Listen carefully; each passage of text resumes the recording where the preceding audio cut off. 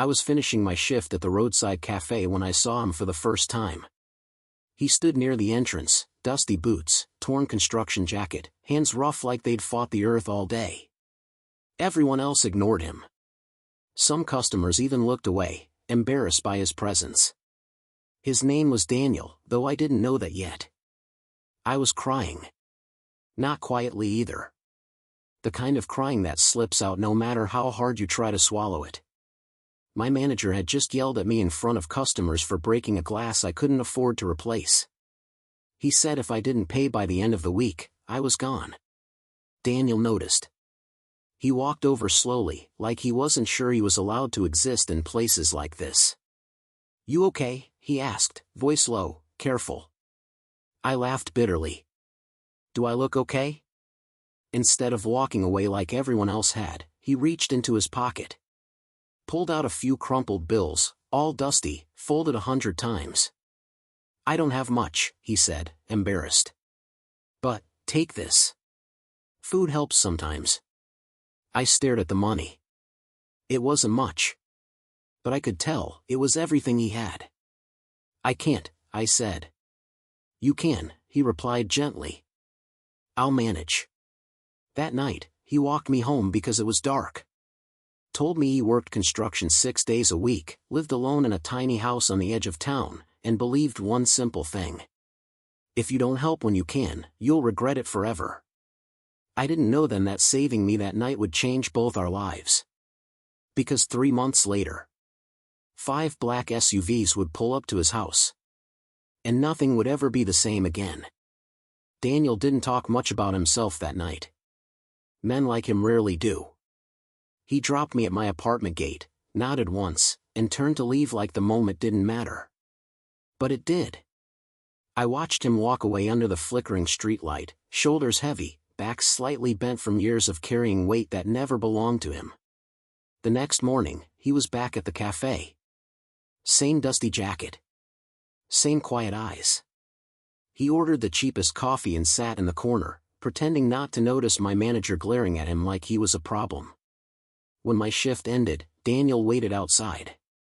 "I just wanted to make sure you were okay," he said. That became a routine.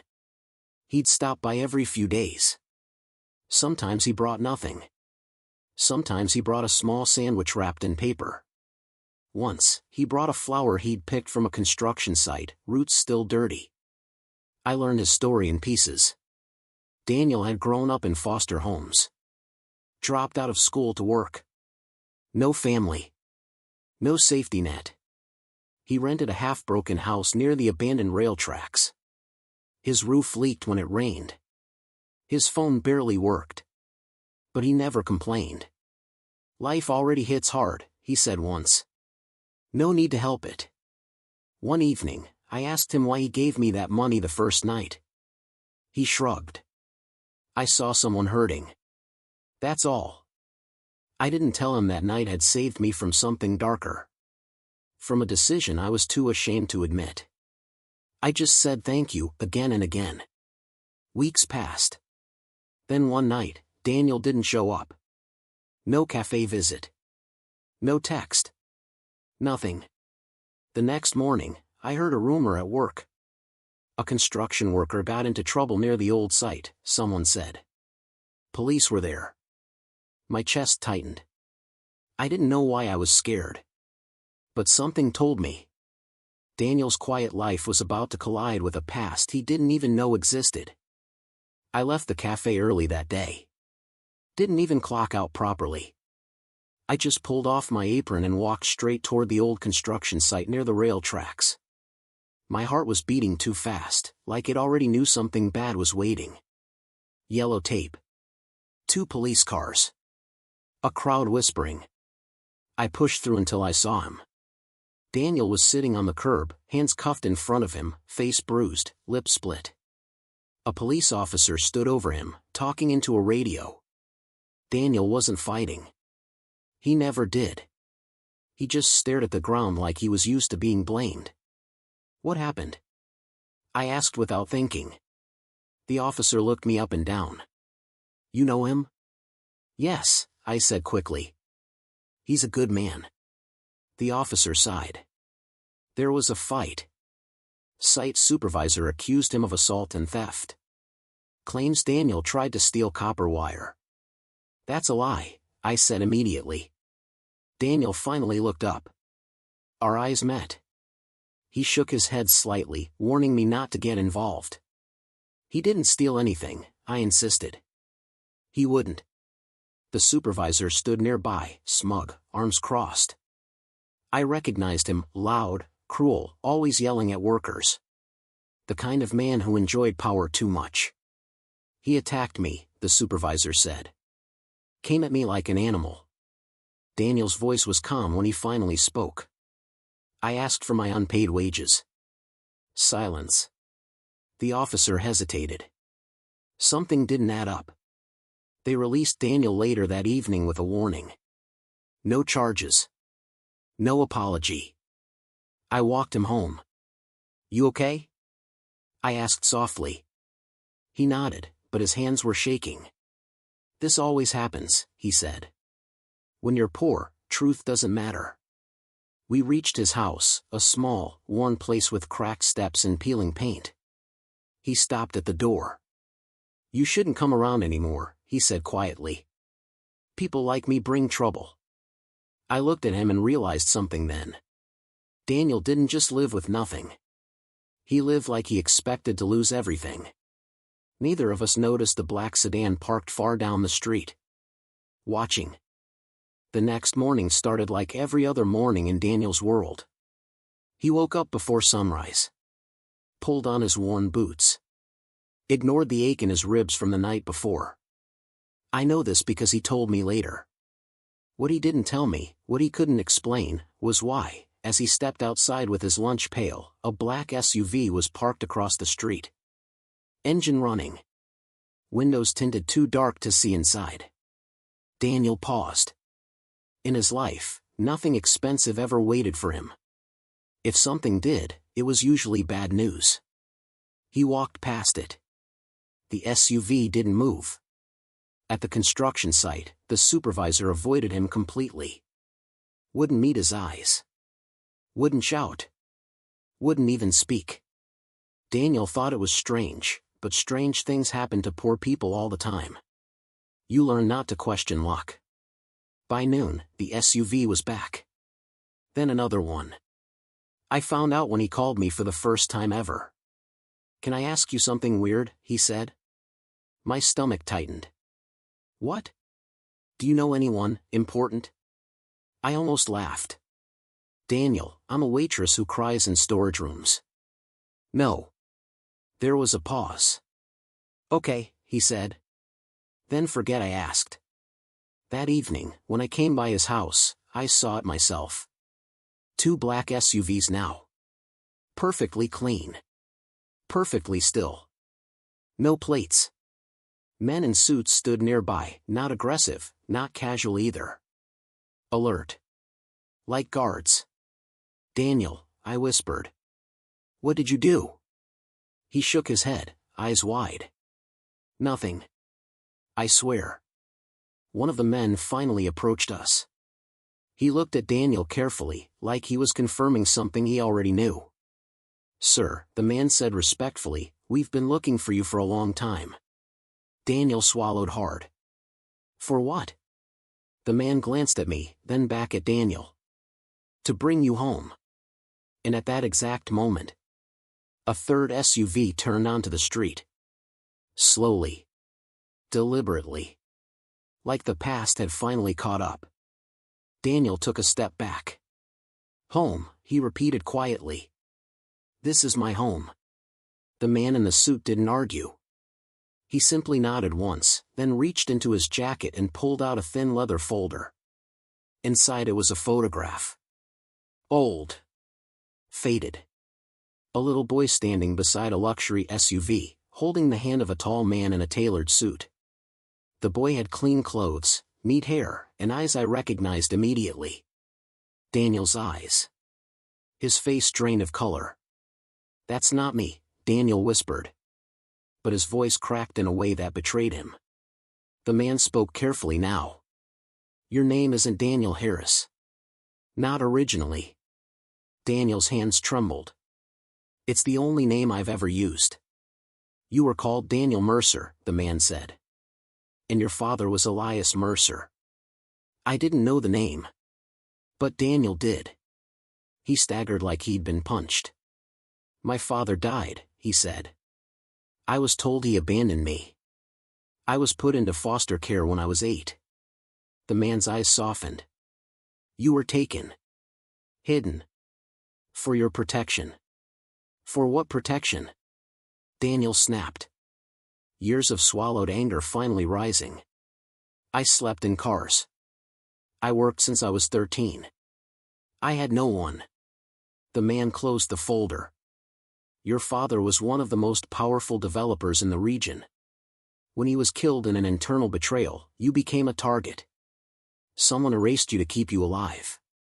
Silence pressed in. I watched Daniel's world collapse in real time.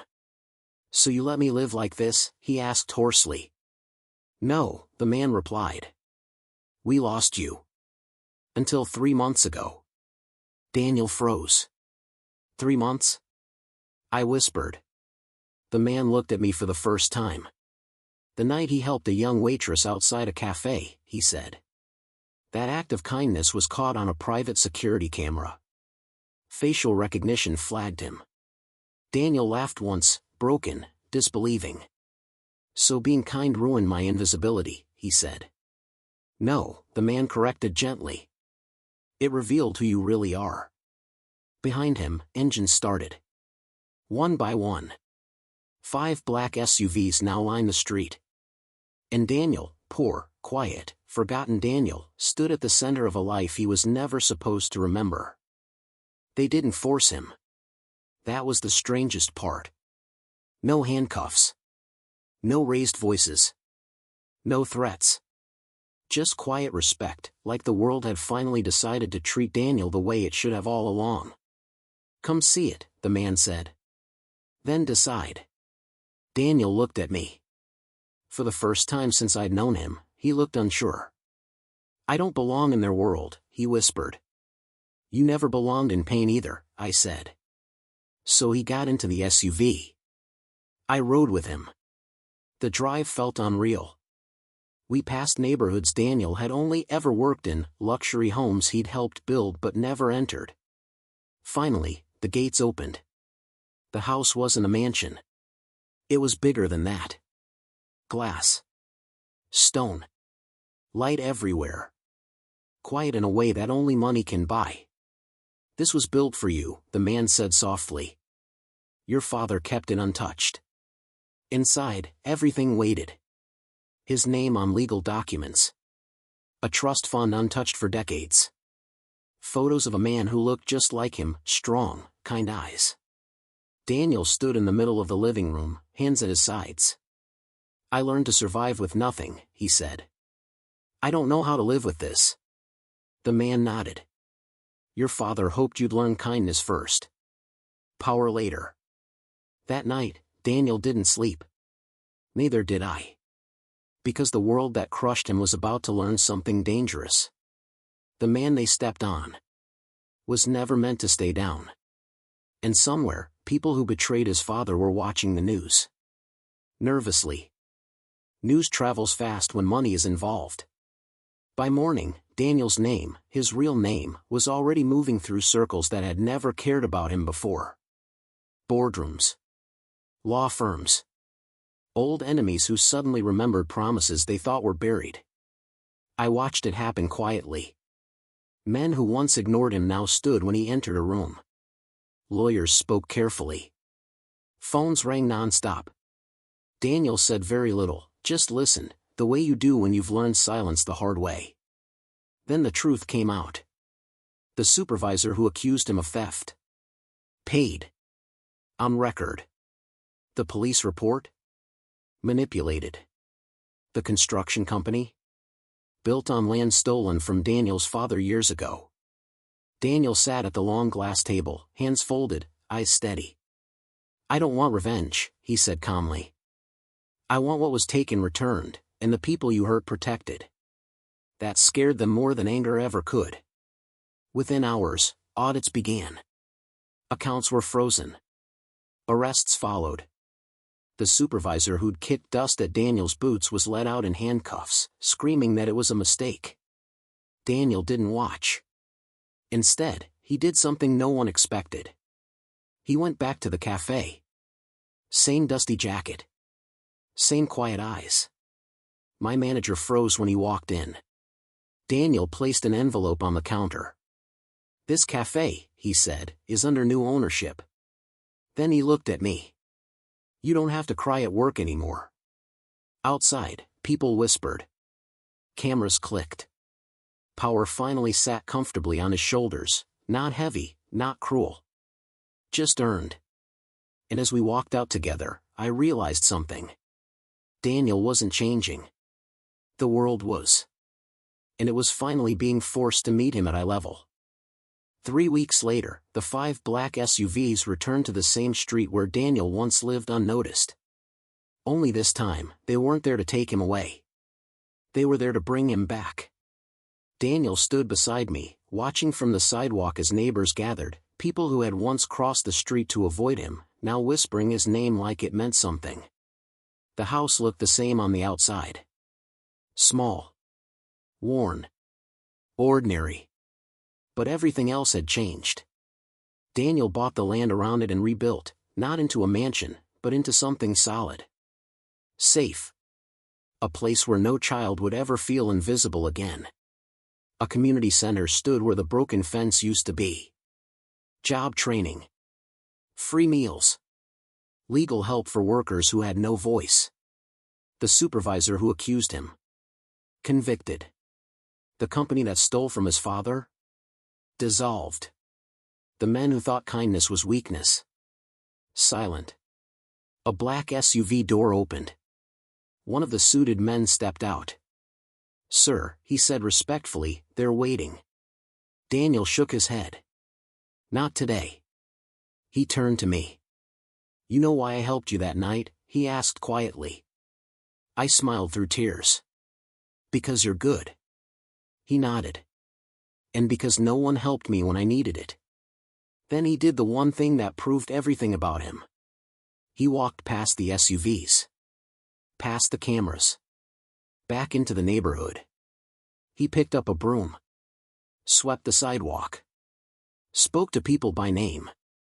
The same man who once had nothing now had everything. And still chose to be human. Kindness didn't just save me that night. It revealed a king who never needed a crown.